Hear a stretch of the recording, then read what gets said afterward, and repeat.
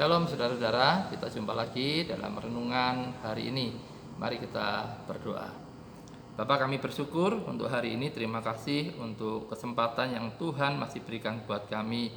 Kami terus mensyukuri anugerah-Mu, kami terus mensyukuri pemeliharaan Tuhan bahkan tuntunan-Mu. Kami siap untuk merenungkan firman-Mu demi nama Tuhan Yesus. Amin. Renungan hari ini kita ambil dari Yohanes 1 ayat 1 sampai 11. Pada mulanya adalah firman, firman itu bersama-sama dengan Allah dan firman itu adalah Allah. Ia pada mulanya bersama-sama dengan Allah. Segala sesuatu dijadikan oleh Dia, tanpa Dia tidak ada sesuatu pun yang telah jadi dari segala yang telah dijadikan. Dalam Dia ada hidup dan hidup itu adalah terang manusia. Terang itu bercahaya di dalam kegelapan dan kegelapan itu tidak menguasainya. Datanglah seorang yang diutus Allah namanya Yohanes. Ia datang sebagai saksi untuk memberi kesaksian tentang terang itu, supaya oleh dia semua orang menjadi percaya. Ia bukan terang itu, tetapi ia harus memberi kesaksian tentang terang itu. Terang yang sesungguhnya yang menerangi setiap orang sedang datang ke dalam dunia. Ia telah ada di dunia dan dunia dijadikan olehnya, tetapi dunia tidak mengenalnya. Ia datang kepada milik kepunyaannya, tetapi orang-orang kepunyaannya itu tidak menerimanya. Dalam bagian ini, saudara, Yohanes menggambarkan 3 cara berbeda kedatangan Tuhan Yesus ke dalam dunia ini dan bagaimana respon penolakan terhadapnya. Kita akan lihat yang pertama, ayat kelima dikatakan, terang itu bercahaya di dalam kegelapan dan kegelapan itu tidak menguasainya. Kegelapan tidak menguasainya dalam arti juga tidak memahaminya. Ketika Yesus datang ke dalam dunia ini, dia seperti bintang timur yang gilang gemilang cahayanya. Tetapi hati manusia itu ditutupi oleh kabut dosa, sehingga terang dari Sang Immanuel itu tidak dapat dilihatnya, tidak dapat menyinari hati mereka. Hanya sedikit orang yang dapat mengenalnya. Yesus adalah terang manusia, Yesus surya kebenaran. Tetapi banyak orang yang tidak bisa memahaminya. Bukankah keadaan seperti itu masih terjadi hingga hari ini, saat ini? Banyak orang masih tidak percaya, pikiran mereka masih dibutakan, sehingga mereka tidak dapat melihat cahaya Kristus itu. Mereka tidak tahu kemana arah mereka melangkah. Yang kedua, ayat 10 dikatakan, ia telah ada di dalam dunia dan dunia dijadikan olehnya, tetapi dunia tidak mengenalnya. Kunjungan Yesus ke dalam dunia ini dapat dikatakan sebagai kunjungan yang aneh, saudara. Mengapa? Karena Yesus adalah pencipta dunia ini dan segala isinya. Semesta ini miliknya. Tapi ketika dia datang, dia yang begitu mulia, dia datang ke dalam ciptaannya, dunia ciptaannya ini. Ternyata dunia tidak mengenalnya. Seharusnya semua ciptaannya akan datang menyambutnya, sujud menyembah kepadanya. Mereka akan berkata, mari masuklah kita sujud menyembah, berlutut di hadapan Tuhan yang menjadikan kita. Namun kenyataannya tidak demikian, sebab dunia tidak mengenalnya. Yesus telah meninggalkan pujian di surga, kemuliaannya demi palungan di Bethlehem. Namun hanya beberapa orang sederhana, gembala-gembala yang datang menyambutnya. Memang kemudian disusul oleh orang-orang Majus yang melihat dan sujud menyembahnya. Tapi kebanyakan orang menolaknya. Selama dia hidup dalam dunia dalam rupa manusia, hanya sedikit orang yang mau percaya kepadanya, hanya sedikit orang yang mau menjadi muridnya, mau belajar, mau mendengarkan ajarannya, mau menuruti kehendaknya. Sebagian besar orang menolaknya, bahkan menyebutnya pelahap, pemabuk, pendusta. Bahkan mereka pernah mencoba melemparkannya dari tebing. Bahkan mereka yang merencanakan untuk membunuhnya. Padahal dia mempunyai segala sesuatu. Saat itu seakan-akan Tuhan, pemilik segala sesuatu, menjadi kekurangan segala sesuatu.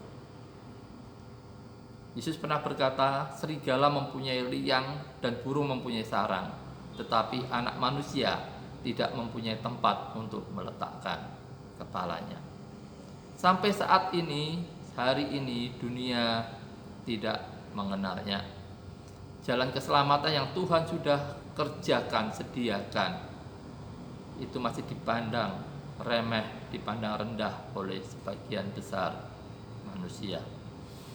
Pertanyaannya bagi saudara, masihkah saudara mau percaya kepadanya, menyambutnya, menyembahnya di tengah-tengah orang-orang yang banyak yang menolaknya, yang membencinya? Yang ketiga, di ayat 11 tertulis, ia datang kepada milik kepunyaannya, tetapi orang-orang kepunyaannya itu tidak menerimanya. Ada seorang penafsir yang membaca ayat ini, dia datang ke rumahnya, tetapi keluarganya tidak menerimanya. Dia datang ke rumahnya sendiri, tetapi keluarganya itu menolaknya. Saudara, orang-orang Yahudi ini adalah seperti keluarga bagi Kristus. Bagaimana tidak, saudara? Bukan saja Yesus lahir dalam keluarga Yahudi, tetapi sejak semula Dia telah memilih bangsa Israel ini menjadi umat kepunyaannya. Dia yang memanggil bapa leluhur Israel, Dia memanggil Abraham, Dia memisahkan mereka dari bangsa-bangsa lain untuk menjadi harta pusakanya. Dialah penolong, Dia penopang hidup bangsa Israel ini. Dialah tiang awan dan tiang api yang sejati. Dia menuntun nenek moyang mereka keluar dari Mesir melalui padang gurun sampai ke tanah perjanjian. Harusnya bangsa Israel ini, orang-orang Yahudi kepunyaannya ini, menyambutnya, menerimanya, memberi hormat, menyembah kepadanya. Tetapi ternyata tidak. Dia datang kepada milik kepunyaannya, tetapi orang-orang kepunyaannya itu tidak menerimanya. Bahkan yang lebih tragis, mereka berteriak, enyahkan Dia, salibkan Dia. Sampai saat ini masih banyak dari umat kepunyaannya itu yang tidak menerimanya. Saya mengajak saudara untuk merenungkan, pernahkah saudara melihat seorang anak raja yang menanggalkan tahtanya, kemuliaannya, kebesarannya, lalu rela hidup dalam penderitaan, menjadi orang miskin, bahkan hidup dalam kesengsaraan sampai mati tanpa tujuan apapun?